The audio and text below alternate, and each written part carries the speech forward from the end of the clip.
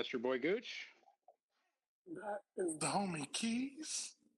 And this is the RogueHead Huddle presented by RGR Football with our Thanksgiving special. Gooch. Thanksgiving to you all. Appreciate all you who watch this content, whether religiously or in passing. Make sure you check out the RGR store.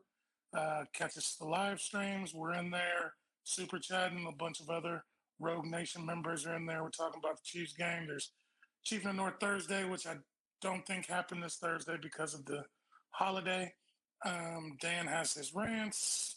Take this walk with us. It's going to be fun. We're having fun this Thanksgiving. Hey, we always do. Well, we're going to go ahead and start out with all the fun that we've had with the victory over the Cowboys, Cowgirls, whatever you want to call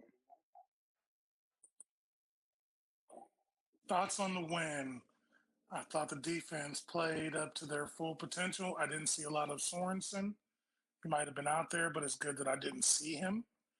I still think the offense is still trying to take too many shots. Yes, they had 161 yards after catch, which meant Mahomes did throw it short, but I still think we're taking too many big shots and not running the ball enough. Eventually, we always falter back into trying to pass a lot. Yet we have the line to run the ball. Now, I know that's Andy's thing, so you can't fault the Hall of Fame coach, and I won't ever question him. I just think we should. But overall, good team win, 19-9. It wasn't as flashy as everybody thought, and people are making excuses for Dak, like, oh, he didn't have his left tackle, and oh, he didn't have this, that, and the other. But I recall when Mahomes was missing all those, nobody ever said, hey, Mahomes was missing his all-pro left tackle or his all-world right tackle. It was just that Mahomes is playing terrible.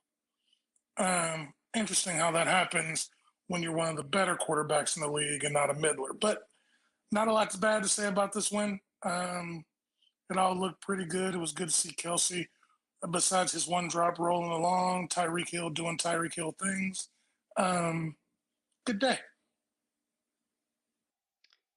Yeah, I might have more to say about this than you do, and I'm sure that that'll spur you on. But I would agree with the defensive assessment. I was happy for a lot of the performance, if I recall correctly, to hit on some of your talking points. Sorensen and Neiman both got more snaps than Bolton, and I understand that some of that is about the packages that each guy's out there in, and I don't want to get us too far off, but I want to say that still pisses me off because as a defensive coordinator, you can't let the other team continually dictate what you do. You have to put them on the defensive. And so when Spags doesn't figure out how to get Bolton on the field, is kind of irritating. Hopefully that's something he figures out coming off of the bye. And again, as we talked about last week with Andy, his press conference talking about how Bolton never makes the same mistake twice. Again, I think you got to keep him out there for those different situations so that he can learn from each of those situations, that he can be battle tested now, rather as we hit the crucial point of our schedule towards the end of our regular season and get into the playoffs. He needs to learn from those mistakes now rather than later. And so that would be one of my issues. At the same time, I recognize one of the reasons I didn't like him in the second round was because he wasn't exactly versatile enough to be a three-down linebacker. And so I'm trying to be somewhat balanced with this. I want to give a shout out to Ward. I know you're not going to show him any love because you're pettiness. You're just going to throw the shade. That's fine. So I'm gonna give a shout out to Ward. I thought he looked for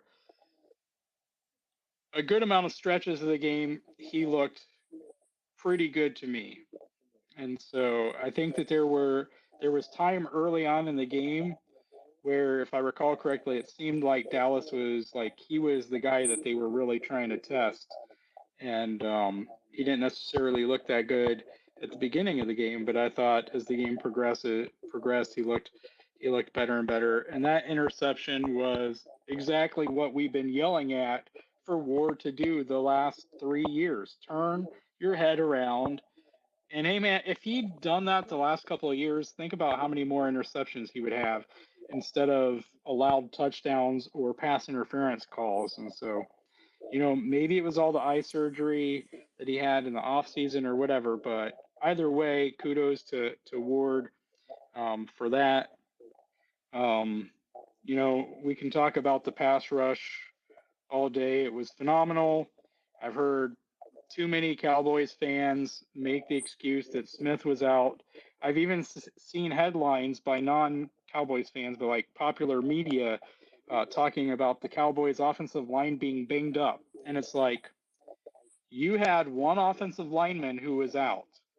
And granted, Smith is probably one of the top 2 or 3 tackles in the NFL, right there with Trent Williams. And he's someone that I spoke about last week, as we did our preview for the Cowboys. But the reality is he's still one player, and you still have to have the next man up. And as you said, the Chiefs did that last year when Fisher went down.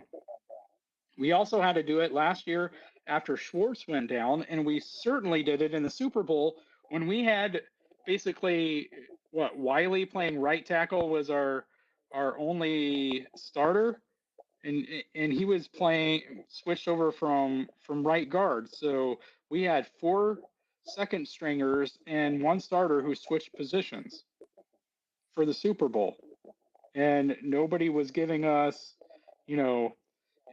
was allowing us that excuse. In this game, we technically had our 4th string right tackle in the game, and Micah Parsons was going against our 4th string right tackle, because if you look at Niang, if you look at Kyle Long, who was brought in to be a starter somewhere along the line, and he was the original starter before he got hurt in training camp, and then Niang was given the starting job, and then Rimmers filled in for him when Niang got hurt, and now Rimmers is hurt. So that's 3 right tackles right there, and we have our 4th right tackle being a backup right guard.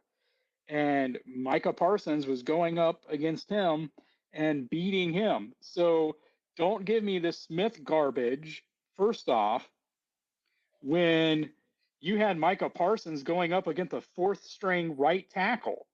Secondly, Chris Jones was getting his pressure all over the defensive line, including against Zach Martin, who is in his own right an all-pro right guard.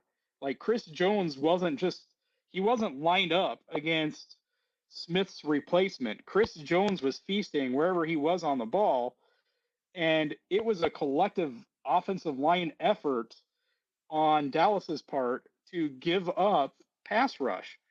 And so if Smith means that much to the Cowboys, they're in a world of hurt. But I believe this was his 3rd game in a row that he missed. And I'm pretty sure they won big before they played us the week before, right? Did they play the Falcons or something and they put up like 40 without Smith? So don't give me that garbage. You better give me something intellectually honest if you're going to come at me with that kind of stupid excuse. Offensively, we looked good our first drive, and we scored points our first 3 drives, which in its own right was something impressive, since I believe Dallas hadn't given up points in an opponent's first 3 drives in like something like 4 or 5 or 6 years. And so that was impressive. But I'm still very concerned about this offense and the way that this game ended up. We still had the 2 turnovers, still the same fluky tipped balls, fumbles, getting away from what seemed to work against the Raiders this week. And to me, that was quite a bit frustrating to see. Clyde looked good, I thought. looked good for the most part. But it seemed like we took a bunch of steps backwards and looked disjointed and just like dysfunctional as an offense overall throughout the course of this game. And I'm going to give you an opportunity to respond. I could just keep going about things that kind of irritated me. Well, I will give Ward some praise. That was a very nice interception. It was good to see your head getting turned around. I don't think you really blew up too many plays that cost us anything. So I'm gonna pat you on your head and say good job. You finally did what you were supposed to do. Um, I agree with everything else. Like, it's funny how it was. Oh, Dallas didn't have their starting left tackle, and so that's why they weren't full strength and that's why the Chiefs won. Look, it's football. Football, you're only at 100% at the start of training camp. You're not 100% the rest of the year, and every team is missing someone. And like you said, they dropped a whole bunch of points on the Falcons, and they beat what they win 5, 6 in a row before they got to the Chiefs. So now all of a sudden, this no left tackle or missing somebody else is a big deal. Well, they couldn't have won 5 or 6 in a row because they lost. They had that surprising, embarrassing loss to the Broncos. Right. That's right.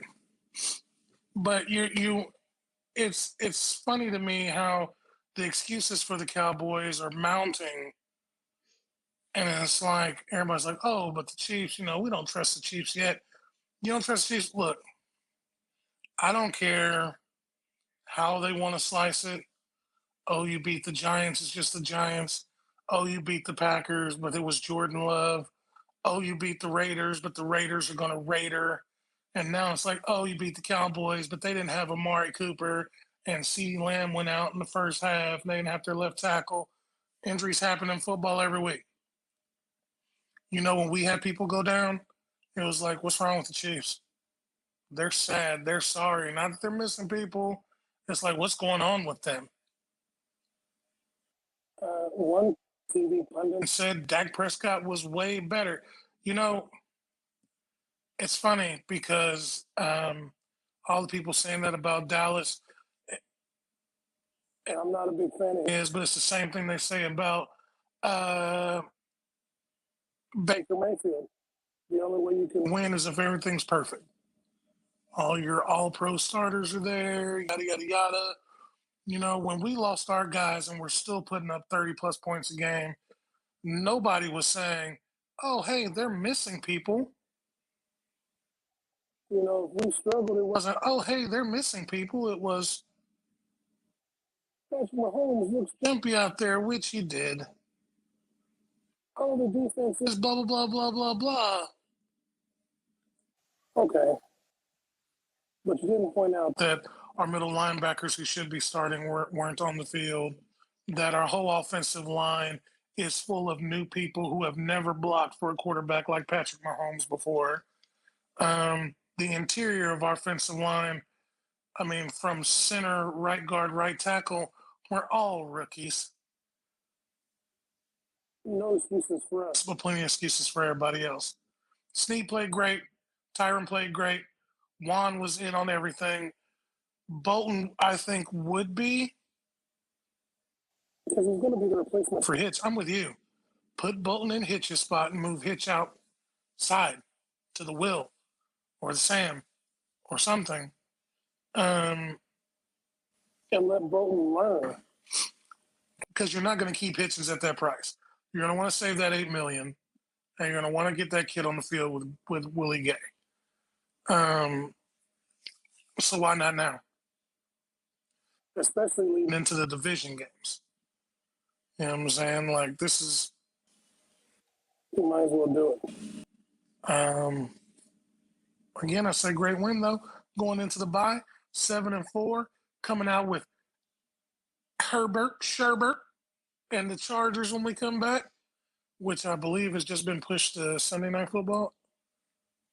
Broncos. Broncos. They want that on Sunday Night Football? I think that might be ugly. Yeah, there's my response. My retort.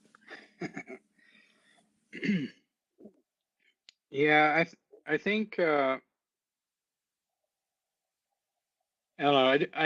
I want to see more out of the offense, and I think I said last week that coming off of what we saw from the Raiders game, like I needed to see the offense repeat that kind of performance. I need to see it 2 weeks, at least 2 weeks in a row, like I need to see it 2 games in a row before I'm at the point where I'm going to feel comfortable with believing that the offense is getting better. And so, I think that was kind of disturbing. And, we saw the opposite with the defense. We've now seen a month of getting progressively better. And so, and I understand there are other excuses. And, if we're balanced with things, yeah, if everybody was healthy and things were played on paper, that's what we're talking about when we bring up injuries or as an excuse. If everybody was healthy and this game were played on paper or played on Madden, we want to see it played in real life with everybody healthy. How would it end up? But that's rarely how it works in the NFL. So I mean, you have to play who your opponent is that day with whoever is healthy, and nobody says, okay, let's call off the game, and unless you're in the NHL apparently, or FIFA or whatever, and let's just call off the game because you don't have all your guys healthy. I mean, it is what it is. The thing is, man, is like everybody's making these excuses or whatever, but the one thing that these guys who are not giving the Chiefs credit for winning 4 in a row, it doesn't matter if certain people aren't in. This is an NFL franchise. Even if they're the second or third string, they're still miles better than any one of us that would ever play that position. I mean, that's just fact. They're getting paid millions of dollars to do this, and they don't want to suck either, regardless. The Green Bay game, we won it. They don't want to lose. They don't walk in there thinking, "Oh, we've got no air and we're going to lose this one." They're coming in there to win. You know what I'm saying? They're coming in to put their best effort forward. So, regardless of what it is, there's only 32 teams in the NFL, and these guys play for them. You know what I'm saying? It's if they didn't, this is their livelihood. So they're not out there. They're not just picking guys like me off the street to go play left tackle. The guys have talent, and we beat them. And so I think a little credit is due. You're right about the offense. I think I still think we should have done more short passes and stuff because obviously it was working. But I think the stat was our last 8 or 9 possessions, 0 points. I mean, the defense is getting better over the month, but you can't expect them to hold that kind of standard for what is it, 7 and 4 is 11 for 7 more games. It's going to be hard to maintain that level of intensity. You're not going to feel well.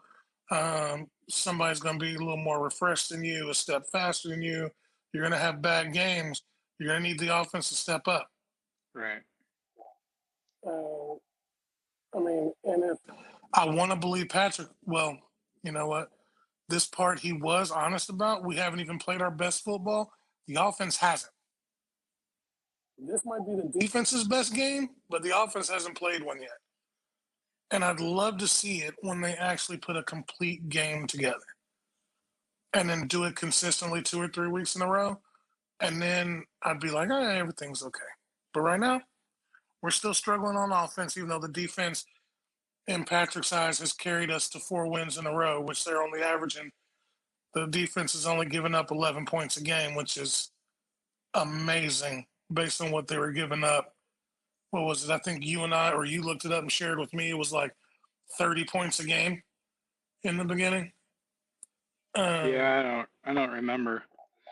But yeah, there's a couple points there that you bring up. And one, I'm just going to say this. I think we can say that the myth that was out there that the offensive struggles were because the offense was pressing because the defense was so terrible, that myth has been busted. Because what we've seen the last couple of weeks, the last month, there's absolutely no offensive pressure being put on by the defense being terrible.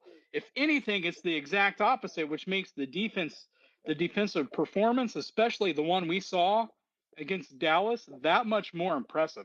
This was like the number one offense. And this, even though they were missing some guys, our offense still had 2 turnovers, and we still only gave up 3 field goals. So I think we can get over the offense is pressing because of the defense. And I said the whole time that was a BS myth. And I think we can say clearly it's busted because there's no pressure on the offense with the way this defense has been performing. So I think we can roll that one up. We can shoot it in the trash can and we can move on. And you can pick a different excuse for why the offense is not doing its job, but it's certainly not because of the defense. And to go back to what you were saying there, the last 10 drives, and of course the last drive was the end of the game, so you know, but so the last 10 drives, or if you want to say the 9 drives previous to that, the offense got 29 yards, punted the ball. Second drive, -1 yard, punted the ball. Third drive, fumble. They lost 3 yards, fumbled, and the Cowboys got it. And then we had the end of halftime, there was no yards. Came out, first possession in the second half, interception. They scored 38, or they got 38 yards, and the possession ended with an interception. The very next drive, they got -4 yards, ended in a punt. Very next drive, they got 41 yards and kicked a field goal. Next drive, got 42 yards and missed a field goal. Next drive, they got 52 yards and punted. And then the last one was the end of the game there. So this is not pretty. And again, like most of what I just said here, all of these but 3 or all of these but 4, sorry, more than half of these were second half possessions. So these were after halftime adjustments. So something's got to give. Either halftime adjustments were terrible, or I mean, something has to be going on, right? And so either way, it's frustrating to see. Now, I try to be balanced. I understand, we all get heated because it's frustrating to see these different things, right? We don't have control over so much, and we don't know. There's so much we don't know, so we can only speculate, and we can only use our control to get frustrated or to snort Kool-Aid. Those are basically our 2 options, right? We can go to one extreme or the other, or we can try to be balanced there. There's a lot of nuances to this offense, and people pointed out plays here and there that have been working against the Chiefs that are continuing to work, things that other teams are doing on defense. But whatever it is, like Andy and the coaching staff have to get things figured out. And I mean,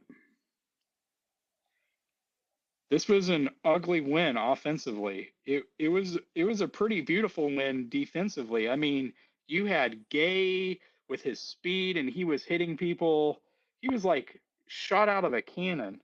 And Snead was doing the same thing. He had that tackle on Michael Gallup on that wide receiver screen.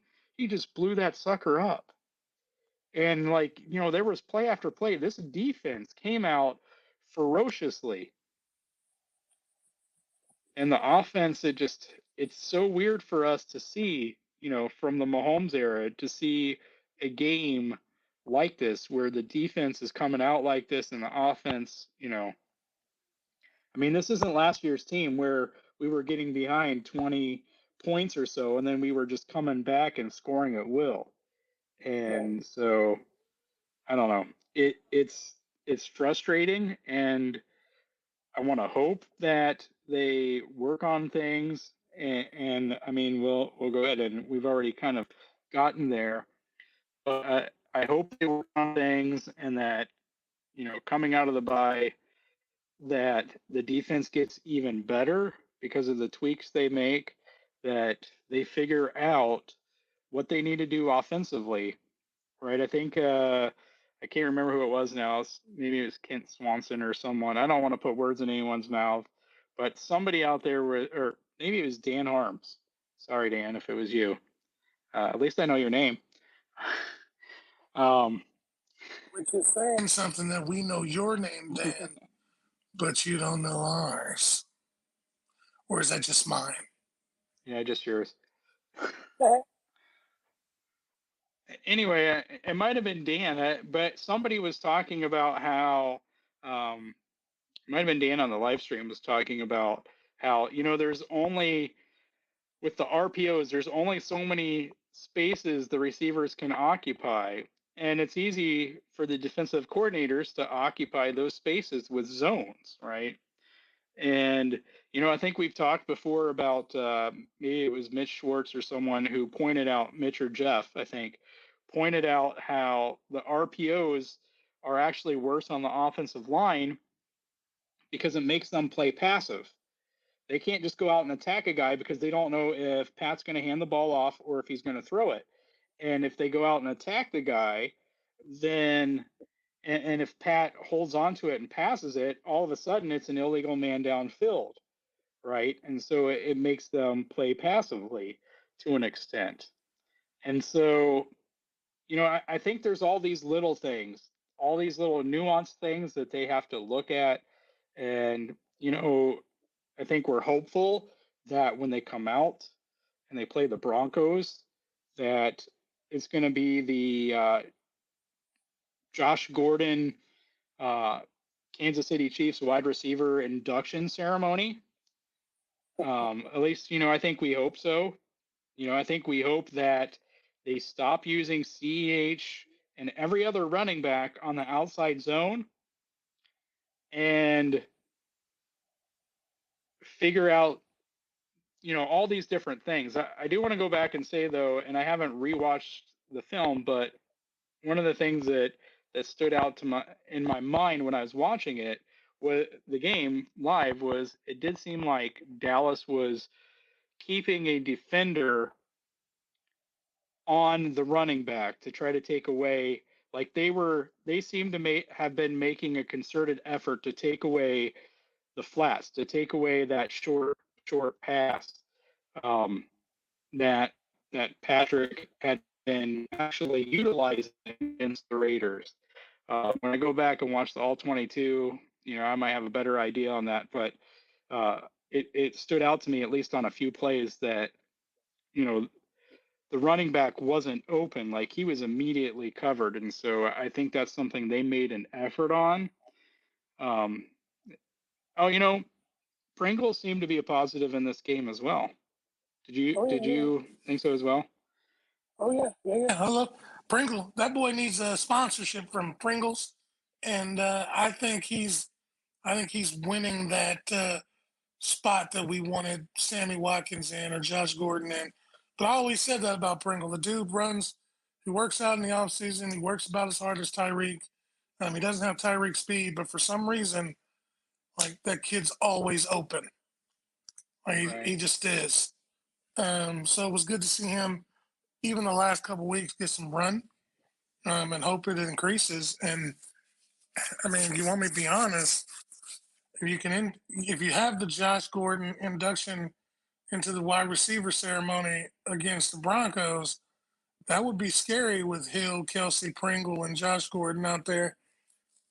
I mean, because once again, Pringle's always open, Gordon just has to get comfortable and back in football shape, which I think he is slowly but surely. And then Kelsey and Hill can take the attention off of those guys, and maybe we can spread the ball around more and break some of these looks that we're getting. And then honestly, things that they could work on, I think Spags is doing a good job with his adjustments. Maybe work on letting Sorensen and Neiman see more bench. And offensively, like teaching Patrick how to let go of the ball. And I don't mean throwing, but I mean doing those RPOs, just sticking it in the running back's gut and letting go. Obviously, one of the things that I heard that we were getting 4 or 5 yards a clip running the ball, we just didn't do it enough.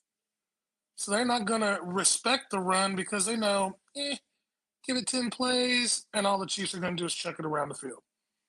Running the ball keeps the clock running and starts bringing the defense down to try and stop you. Yes, it lessens the number of possessions because you're eating clock, but the end goal is larger numbers than your opponent when the clock hits 0. So I would probably work on running the ball more, and less Neiman and Sorensen. Now, I want to correct something you just said there. You said that the end goal is to have more points than the other person. Now, in my opinion, as a fan, the end goal should be to score so many points that I don't have a heart attack every freaking week. Okay, I'm sorry. The end goal is to get Andy to play every team like he played the Raiders.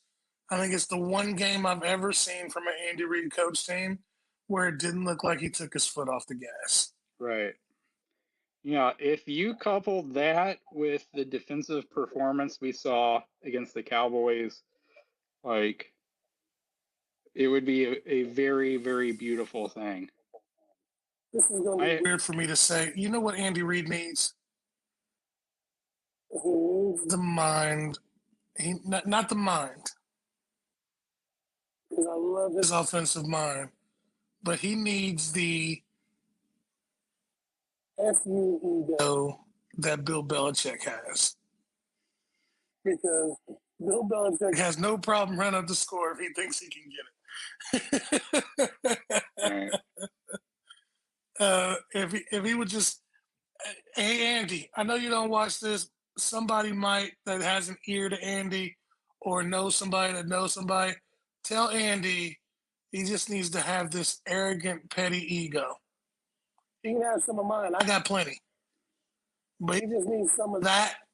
He just needs to put his foot on these guys' throats and then keep stepping on it. Put them out. Leave no doubt. Yeah, it's probably not the most sportsmanlike take, but it's like the last couple years, and I'm going to use this boxing analogy. For the last couple years, the Chiefs were Mike Tyson. Kind of like the Patriots were with Brady, but the Chiefs were Mike Tyson. Like, you were beaten before you got to the stadium because your defense had to think, how are we going to stop 35 points a game? You know what I'm saying? And once you're already starting to think that in those kind of terms, you're already beaten. So now we can go out and toy with you. The problem is nobody's scared of us right now because we're still trying to find our way offensively, which I find ironically weird because the guy throwing the ball and the guys catching it, most of them haven't left. But that's what I would like to see them work on when they come out of the bye. Yeah, and less taunting penalties.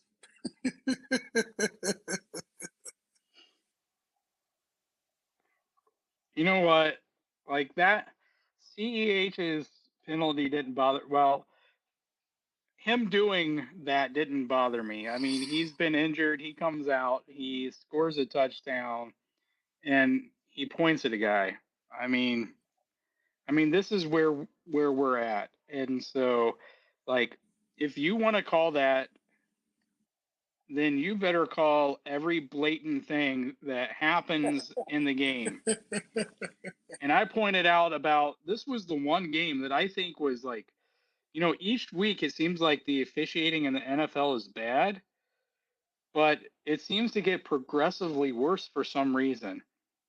And I think I pointed out about a half a dozen plays or more on Twitter Sunday during the game of egregious penalties that were not called. I mean, and the thing is like there was no excuse for some of them, like Trey Smith's holding penalty. He was getting face masked, and it's like if you saw him holding, right, the ref was clearly looking because they threw the flag for holding. If you see him holding, then you can clearly see the defender's hands around his face mask yanking on him. And so where's that penalty at? There was the very blatant late hit after Patrick took off and ran the ball and got tackled. And a Cowboy defender came in after the tackle a good 2 seconds later, after the play was whistled dead, and dove at Patrick and hit him helmet to helmet. No flag. There were multiple plays like this. And so, I don't know. This was just, I got plenty to be mad about, but plenty to celebrate and to be excited about. And, I think that's one of the things where people go to one extreme. And, sometimes we might go there for a second or two, but we tend to try to not stay there. And so, you might get something very negative from us or critical from us. But I think it's wrong to just be completely utterly optimistic without being critical. Like when you're doing so, you're saying either that the team has nothing to work on or that you don't care that they have things to work on. And I'm not saying you can't enjoy things in the moment. I'm not saying you can't enjoy a win and be present in the moment. But at the same time, like when it's clear that there are things that need to be worked on, it's perfectly fine to point those out. It doesn't rob you of your joy of the team winning. It doesn't rob you of your joy in the journey. And that's something I would say is we can be optimistic about things, but we can still be critical. We can point things out, and we can point things out fairly and balancedly. And we can also admit that there are a lot of things that we don't know, but we can also admit at the same time that coaches don't deserve just a free pass. Right. And I think the key is finding a balance in there. And we get so used to being inundated with extremes. You tune into Fox Sports, or you tune into FS1, whatever the different shows are. You turn into the different networks, and all you see is one extreme take and another extreme take, or one fan gives an extreme take, so the other fan goes to the opposite side and they give an extreme take. And it's all of life basically at this point, right? It's politics, it's sports. Like everybody is so extreme, and we have to find a way to be balanced. And I'm not saying that you have to be in the middle, but you can be balanced with things. You can recognize both sides of something and just not be so extreme one way or the other. Toxic fan, Kool-Aid snorter. I mean, there can be a balance in there. So Right. I agree. So that's what we try to do here. And I want to say us, but Gooch is gonna chime in here. We're not here speaking like we're professionals, and this is where Gooch says Okay, at least I'm not. This is a fan show. Like, this is our lane. Who knows? Maybe we'll grow and we'll well, Gooch is already smart. Just ask him. But at least in my case, maybe I'll grow smarter and smarter and smarter. But this is just what this show is. So I saw that. All right, we're gonna move on now, unless you have anything else you want to comment on with anything we said. I just want to add to that. Like, we could watch film and we could give you breakdowns of what we see, but we already have people that do that. And so um, we here at RGR try to give you different takes of the same thing. So we're not feeding you the extreme takes. We're not feeding you the hot takes, because we're not doing this. Like, me and Keys, this is fun for us. You know what I'm saying? And to discuss our side, which we watch the same game and we come away with different ideas on the same game. And Ryan does a lot of analytics and breakdown, and Dan does film breakdown. And I mean, we could do that, but we want to give you something different, and we have fun doing it. So super duper hot takes that are strictly for clicks and views or what you want, or us talking negatively about the Chiefs consistently is what you want, we're not going to be your cup of tea, unfortunately, because between the two of us, we are balanced. I'm usually the petty one with all the negative, and Keys is usually the one that has all the optimistic things to say. Doesn't mean I don't see what Keys sees. It just means that I see more of the negative. And so that's what I choose to speak on. But I will never outrightly bash the team and say, oh, these guys are freaking horrible. They're not going to win. But just to get your view, I'm not. Because just as much as I see all the bad stuff, me and Keys talk about the good stuff too. And we just, we're perfectly balanced, or at least we try to be as perfectly balanced as we can be regarding our content. So we appreciate you guys watching, and now we can roll. Right. Yeah, and I think some of it is, we all value things. Sometimes we value different things, but we all value things to like different extents, right? Like, if you were to think of like settings, like toggling your settings, we all value certain things to different extents, and that's part of all of it is, so some people just care about results. Some people care only what numbers show, and some people care about this or that. And so I think that's the kind of the important part there. And so, all right, with that said, one of the things we do value is, since we are fans ourselves, just like everybody out there viewing, we value our other fans on there, which is last week we had Aaron on as a guest, the Mod Father. And Holly posed this question. Unfortunately, we're not live. I think Ryan's afraid of what Gooch might say or do if we were to be live, and so these are recorded videos that premiere. I think he said he's right to. If I read his lips. And no, boss, I would never do anything to hurt the channel. I'm just saying, like, I understand where that fear comes from. Because if I was you, I'd be worried about me too. But I promise I can be a good boy. You know what I'm saying? I'm just saying. Hey, Holly Hundo, we appreciate the question, by the way. That's amazing. And we're going to answer it now. So, you want to start off? Sure. We'll take this. Well, Powell is a no-brainer. I knew he wasn't going to make the. There were other people in the RGR fam that thought that Powell was going to break out and rival Sammy. And I had heard that he had a case of the dropsies all through camp. And so with the way that he was dropping the ball and then falling down the depth chart, like, I just knew he was going to be the sixth or seventh man anyway. And they kept D-Rob and Pringle and all that. So I'm not surprised he made. Is he on our practice squad? Or did we just cut him outright? I think he's on our practice squad, right? Yeah, he's back.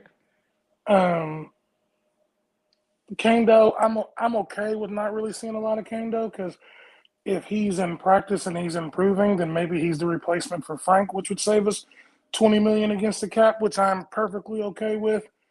Letting felony Frank hit the road. And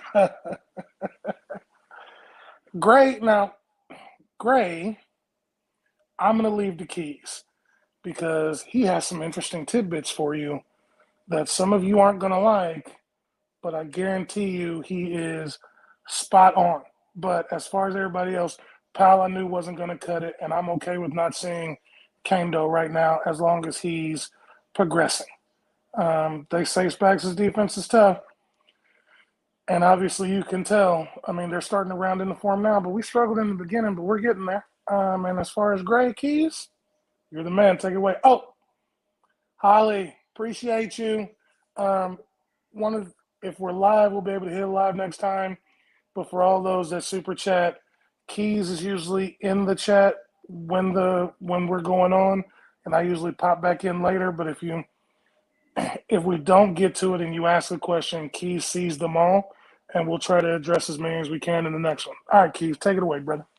Right. And if you're on the Discord and you've commented on the video afterwards, go into the Huddle channel on the Discord and let us know because unless we go in and check, we don't get notifications about those comments like Ryan does, and so we try to go back and look. But if you go back to more than like a week earlier, then we probably aren't seeing it unless Gooch said something and people are calling him out for being petty, and he's going to be petty to make sure that he responds to him. So, all right.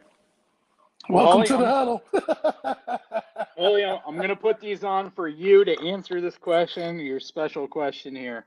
The HGs. All right. All right. First off, I got to correct my partner here. Kaindoh is on IR. He got injured, I want to say week 4 or week 5 or so, and he did play sparingly up to that point. But he did make the roster, unlike Cornell Powell, and so kudos to him for that.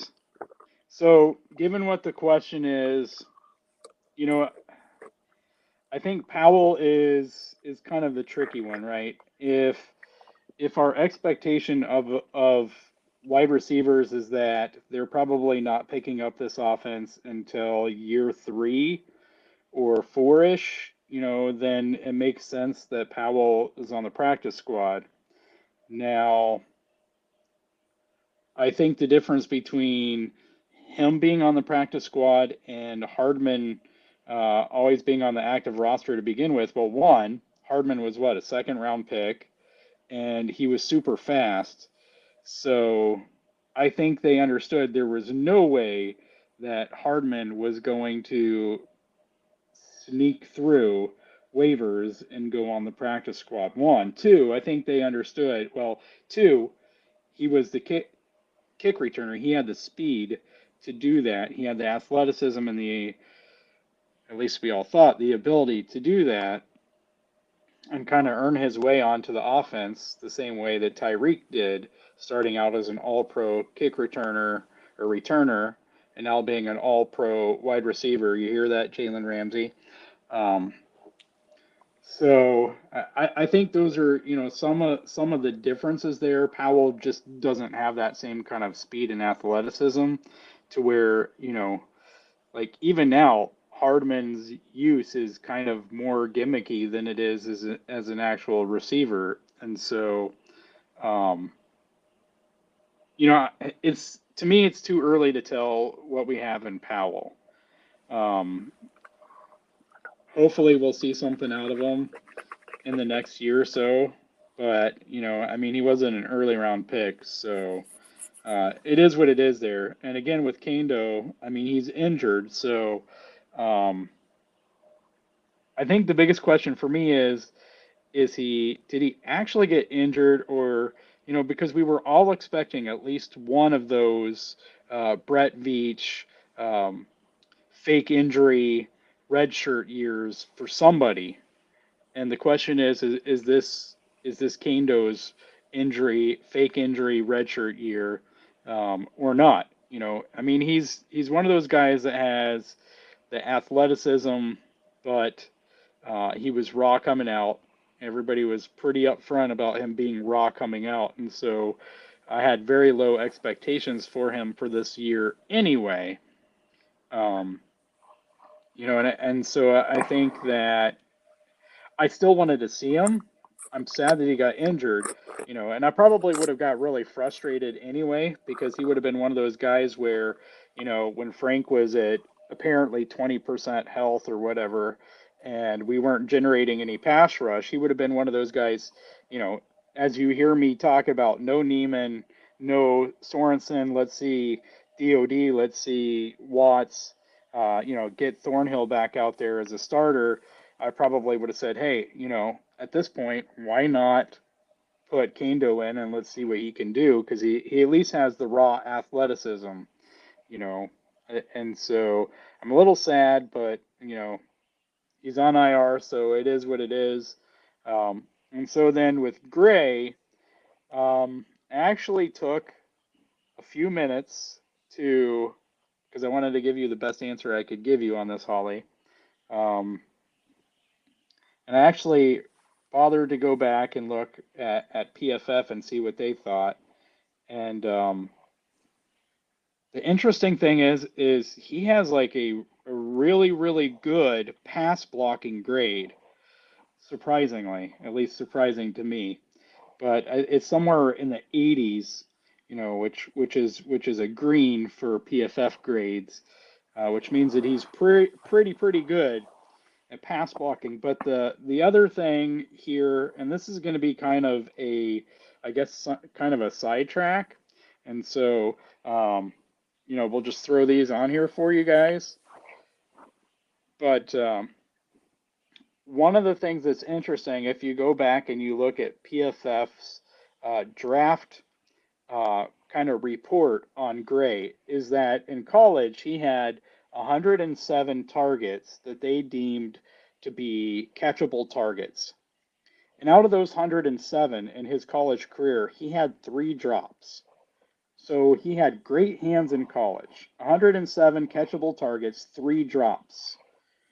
That's what? That's a drop roughly about once out of every 35 passes, something like that. 35 and a third or 2/3, something like that. And so far this year, PFF says he's had 7 targets and he's already had 2 drops.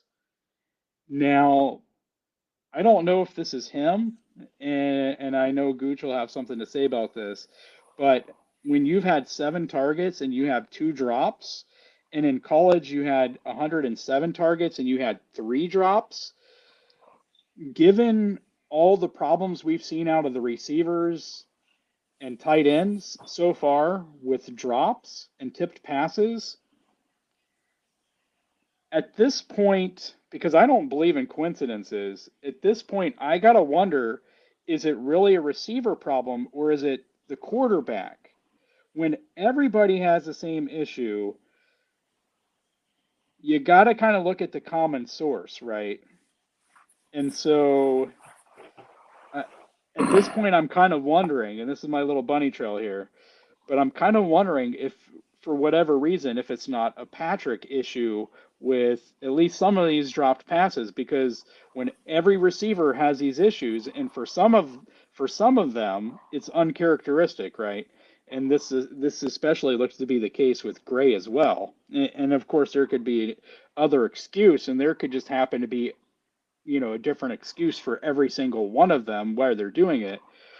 But given that everybody's having an issue with the drops this year, even the rookie who is supposed to be sure-handed, 3 drops in 107 targets, but already has 2 in 7 NFL targets from Patrick Mahomes. I mean, I don't know what the cause would be, and about the only way we could ever test that is look at the dropped passes when Chad's out there. And so, if it's not Patrick, I mean, what else could it be other than, it's hard to think that 6 or 8 individuals all have the same issue without it either being the quarterback or their coach, one of their coaches. But Patrick seems to be the only common denominator there with them. So, anyway, all that said, he got his first touchdown uh, on Sunday, and so if we'd answered this before, we couldn't have said that. But since we got to it on this episode, he got that first touchdown out of the way. So I think at this point, our we have a more positive view of Gray moving forward, and it's still going to kind of be a wait and see thing as towards the rest of the year. But I'm fine with. I guess I'm fine with what we've seen out of Gray.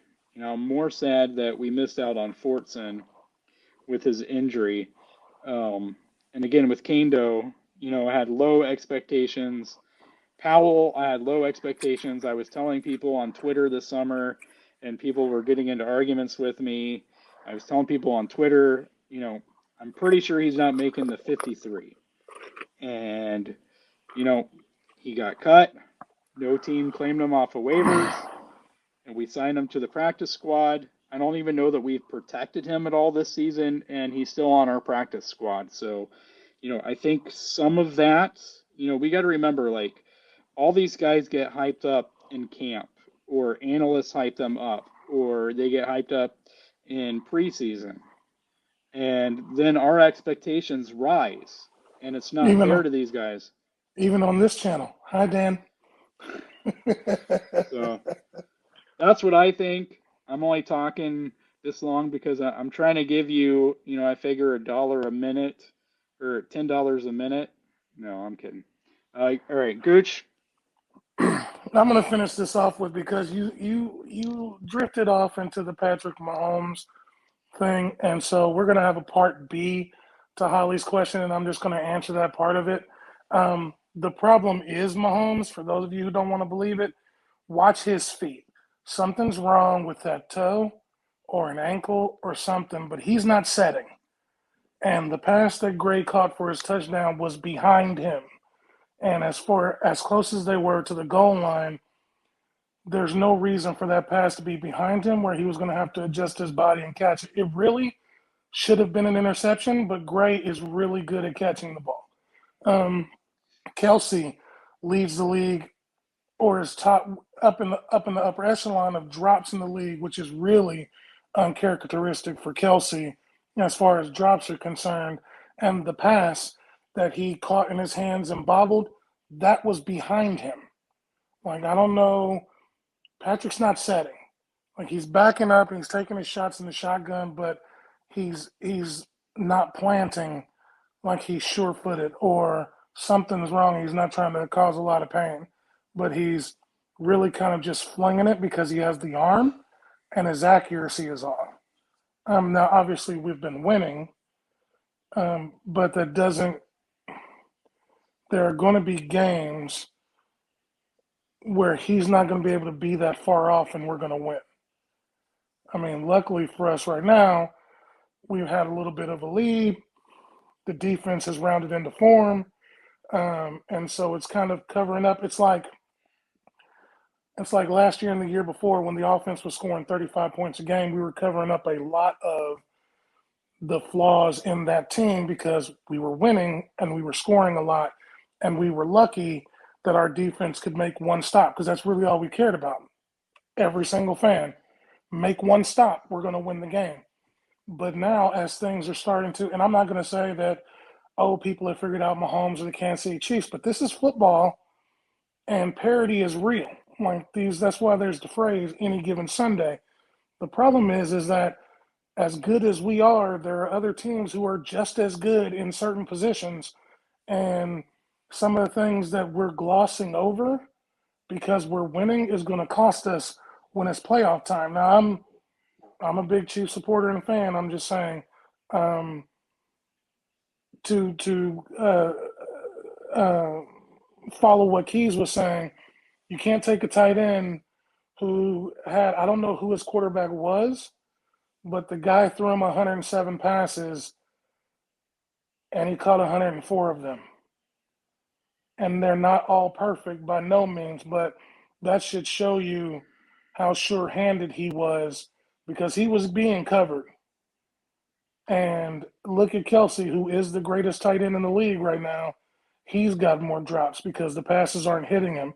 In the beginning, Mahomes was throwing passes at people's feet, and he just couldn't get it out. But as you watch him, and maybe Dan, if you're watching this, you can kind of dig into that. And if I'm wrong, let me know.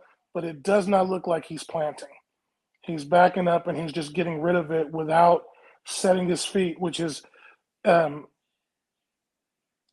quarterbacks who are the most accurate set their feet before they throw the ball, and their toes are pointed forward, and their accuracy is a lot better. Look at Breeze. Look at Manning before the neck surgery. Like those guys, they plant and throw. And I know Mahomes is a different beast, and he's a different animal, but the fundamentals of the quarterback position are the same for everyone, regardless of how great you are. So, again, thanks, Holly. Hit us up. We'll answer any other question. Yeah, and hopefully, whatever the issue is at least hopefully they know it. At least Andy knows it, Patrick knows it, training Right. staff, whoever needs to know it on the team knows it, and gets that worked out. But it is interesting that every year you see one of the things that Brady does is he has his personal quarterback coach or whatever he calls the guy, and he goes through every year. I don't remember if it's like his bye week or when, bye week or before the playoff starts, and he meets with that guy and he fine tunes his mechanics, and so anyway, moving on here to this question. Coming off the bye, do the Chiefs run the table? What do you think, Gooch? We have what was it? We have Denver. I think it's Broncos, Chargers. Um, I think we end with the AFC West three. No, not three straight games. Maybe it's we play three straight games against the AFC West coming off the bye. Well, I can tell you that the one thing I will start this off with is there are a lot of things that are guaranteed in life. Death, taxes, and Andy Reid winning coming off of a bye. That guy's phenomenal. So I feel bad for the Broncos because they're the first test after the bye, and I know that they're probably feeling good, but it's a bad week to come back against Andy Reid after the bye. I actually think don't they have the talent to run the table, but we won't. Um, and either it's because we're going to get surprised, which is what Dan said. We always drop one, but I really think it's going to be because we're resting, and I think it's going to be to the Broncos. I think the division's going to be sewed up, and I think that this whole week during the bye, everybody's taking stock of people saying the Chiefs have been figured out, the Chiefs are broken, the Chiefs can't yada yada yada yada yada, and if Andy Reid gets any kind of mad, I think he, like against the Raiders when he didn't take his foot off the gas, which you notice during that game, nobody complained about Andy Reid easing up because he was just like, all right, let's win it. Let's just call it.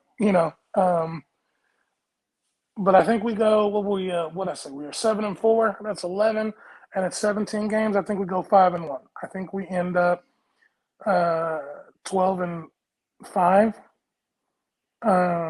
which I think is, if you want me to be honest, is probably good enough for the number one seed unless Henry comes back early, because the Titans are slowly coming back to the rest of us.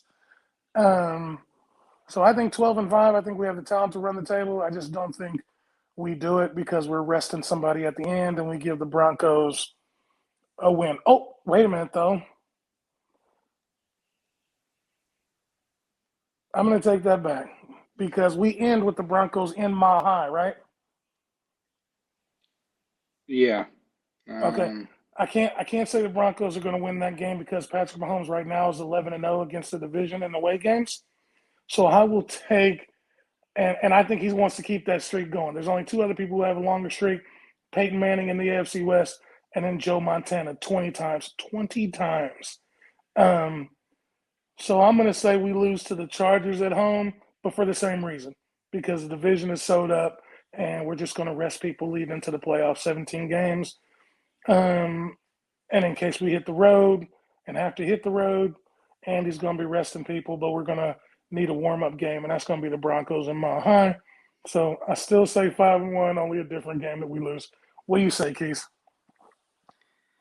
yeah, I don't think we're gonna lose a game because of resting starters because I don't think unless a lot of teams collapse, I don't think we're gonna be in a position to do so, especially if we want the number one seed.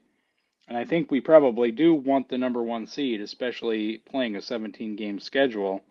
Um, even if we rested players for a week, they're still used to resting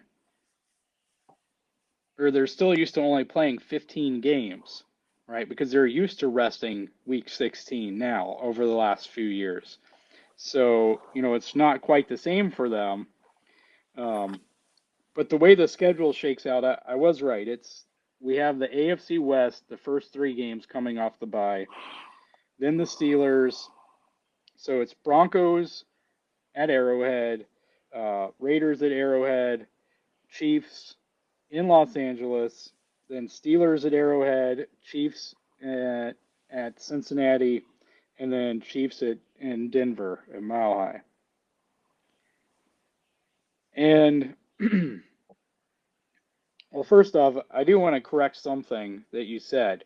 You know, Super Bowl 55, we were coming off of a bye, so and even week one was kind of an ugly win, and so you know I'm just not as confident in all of these. And let's be honest, we had all of these Patrick Mahomes firsts this year as well. Is all of these negative firsts. And so I'm not willing to just, say everything's going to be completely okay, do my line of Kool-Aid because of the past. And, I don't know. I think it really depends on what they can do during the bye week, what they can get fixed, what they can get tweaked, basically how the offense looks. If the defense comes out at least as good as they are, hopefully they can make even a few more tweaks and become even better. But if they can at least stay what they've been the last few weeks, and the offense can at least get to an offense, that's closer to the high 20s per game, if not getting back into the 30s, I think that they can go 6-0. Again, part of that is I don't think they're going to have the opportunity to rest starters. The Titans, seem like they're in position to start to crumble, but they're still 8-3. Meanwhile, the Patriots are 7-4, just as we are, and they seem to be going in the right direction for their sake. And you still have the Bills lurking, and now you have the Colts that are starting to figure things out offensively as well. And so, you know, I'm not sure if it's there. Um, to where we're resting starters. And so I don't think we'll be doing that as much as we want. I think that's probably why some of this kind of maybe de facto load management, to borrow an NBA term, you know, maybe has been taking place to an extent. I think it helps that we have our bye week right now when we do. Um, the best answer for rest for the players is to go out and beat the hell out of other teams so that you can be taking your starters out in the middle of the third quarter like it's a Alabama versus generic John Q NAIA football team, right? So, I mean, that's the best answer, and really, for a lot of reasons, because then you can start putting in some of these guys who could be getting reps, you know, but I digress. And so I think it really depends on what do we see offensively coming out of the bye. If we see something closer to the Raiders game, I think 6-0 is completely attainable. I think we could easily run the table if we saw the offense coming out looking like the Raiders game and the defense looking like the Cowboys game. If the offense comes out looking like it did in this Cowboys game or a lot of these weeks previously, I think we'll struggle to be 3-3, maybe 4-2, solely based on Andy and Patrick's will and Travis's will, or uh, Tyron's will and Chris's will and Travis's will and Tyreek's will. I think they can will the team to maybe an extra win to be 4-2 that they probably shouldn't have. But otherwise, yeah, I think it depends. 3-3 or 6-0. I'm not going to pick a middle ground. One of the two, and it's going to be based on whatever they can get figured out during the bye week because they clearly have some stuff that they still need to figure out offensively. Anything to add? Nope, that was very succinctly put, my friend. All right. And with that said, we're going to hit our last question. Even though by the time you'll have watched this, it will have already been Thanksgiving. We're going to hit on the holiday weekend, and we're gonna part with this one. Gooch, what are you thankful for?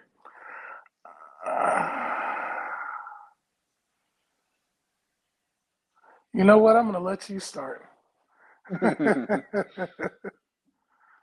Well, I mean, I'm thankful for a lot of things, and since we're here talking, I'm thankful for the RGR family. Um, I'm thankful for this opportunity. I didn't believe Ryan, when he was asking us if this is something that we wanted to do, and I'd certainly never even seen Gooch's face. I'd only seen his name in the chat, so that's kind of it's been an interesting experience. So I'm completely thankful for that. I'm thankful that I'm finally somewhere with high speed internet Yay!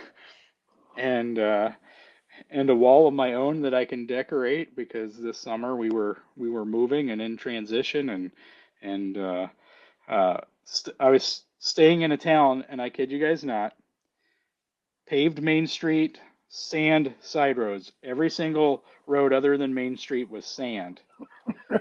This is like wild, wild West Kansas. So, This is um, this is true story because we talked about it off camera.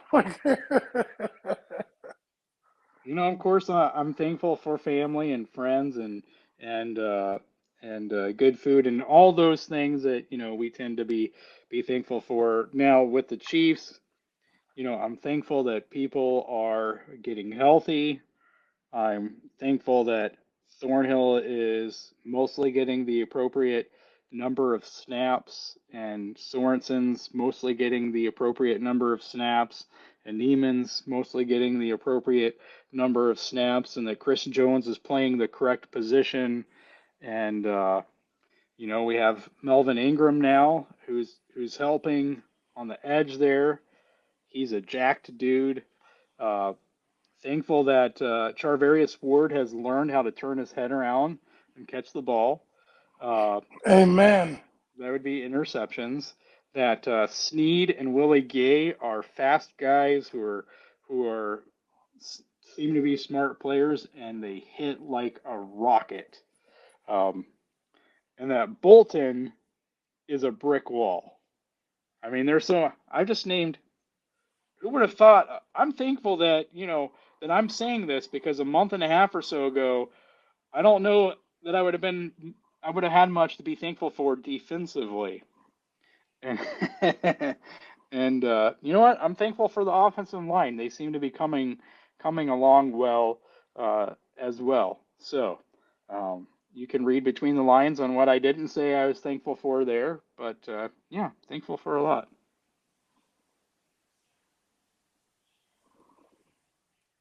Okay, so what am I thankful for? Um,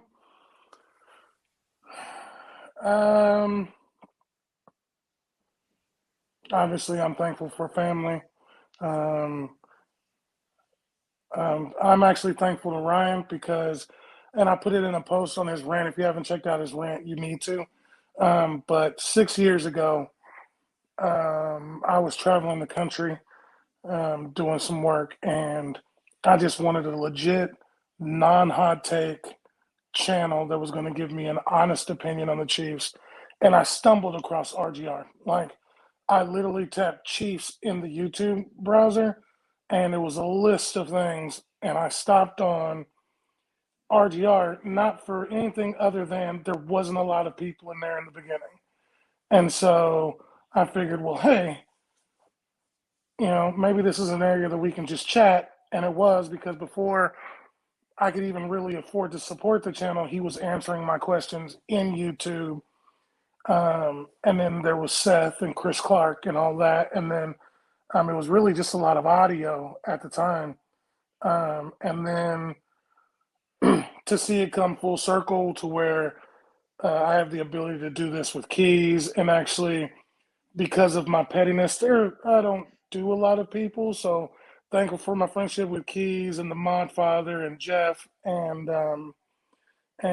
even Dan and Ryan, because just uh, to be on the same wavelength, especially with Keys. Obviously, we do this well together because of the different opinions and mutual respect that we have for one another.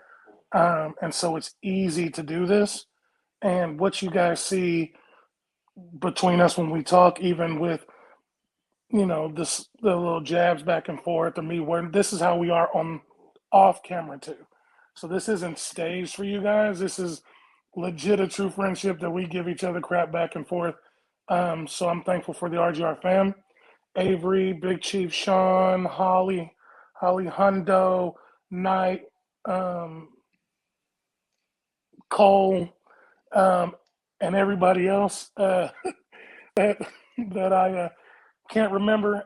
Please don't think I forget about you. I see you guys all in the chat saying what's up to us, and good to see you.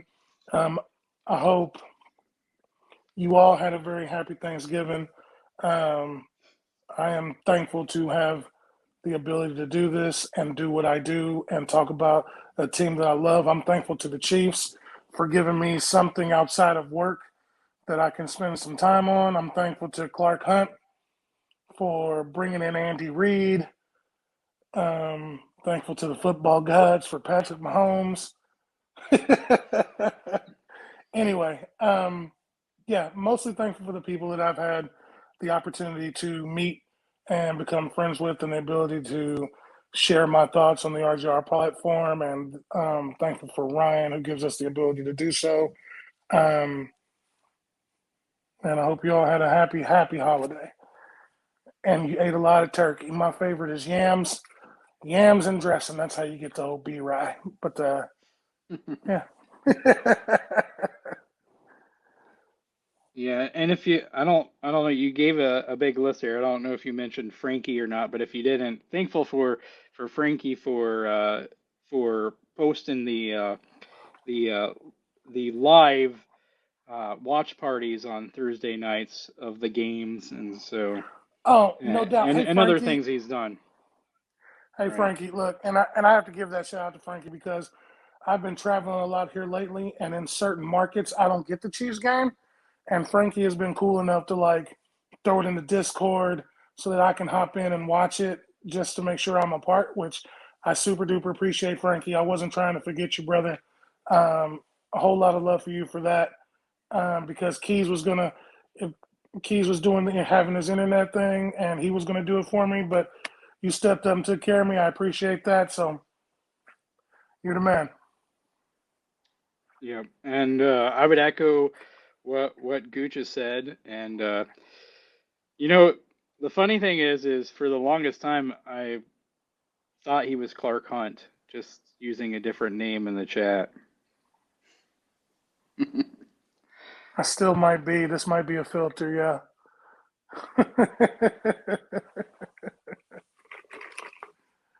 All right. Well, we hope you have a safe holiday weekend, and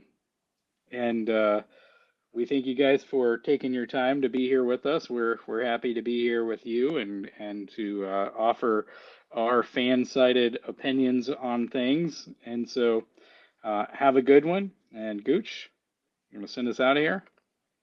Absolutely. Oh, and one more thing before I do. Um, I know a lot of people tune into RGR because the diversity of the content. The one thing I can tell you about, especially me and Keys, we try to stay balanced. We give you negatives, but we also give you positive. Usually I'm the negative and Keys is the positive. But we will never ever do hot takes only. We might throw something in there that may be unconventional, but we're never a hot take couple or group or whatever. And RGR is definitely like that. Ryan is analytics. Dan does a lot of film, and we're all both sides of the fence. We can give you a lot of positives and a lot of negatives, and things that can be corrected, but it will always be balanced. So, unfortunately, if you're here just for negative hot takes and everything like that, you won't get it. But we still appreciate the viewership. Believe me, we do this for fun, but we do it for everybody else, and so people can express their opinions, and so we can talk about it as a family. Because Rogue Nation is a family. Like a lot of us wouldn't be doing this if it wasn't for the people in the chat and in the comments or who tune in to watch. With that said, we appreciate all of you guys who watch us and RGR, and whether religiously or in passing. Go back, check out the RGR store, check the other videos. Dan does gameplay or game film breakdowns. Ryan does a live stream on Monday with Dan, where they answer your questions coming from the chat. He does Chief in the North live stream with Seth Kaiser, who also has a Substack, so check that out. Chief in the North, I believe. That newsletter is really, really good. Once again, hope you all had a happy Thanksgiving. Tell somebody you love them. We'll catch you in the next one. All right, guys. Peace out, guys. Have a good Thanksgiving holiday here, and we're going to leave you with this. We're going to send you out with another picture.